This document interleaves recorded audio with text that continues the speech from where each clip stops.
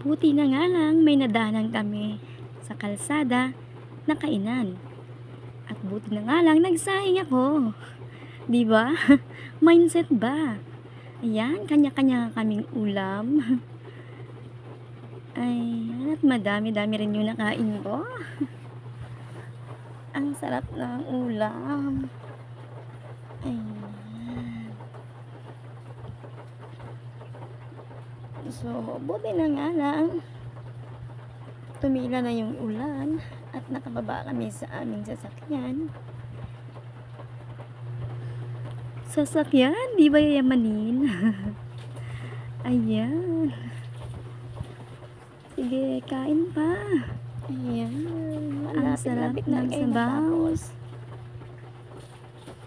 Malapit-lapit na rin. Pagkatapos nga namin kumain, pagpatuloy na kami sa aming paglalakbay. Diba? Para lang biyahera, bayahero ang aming trip.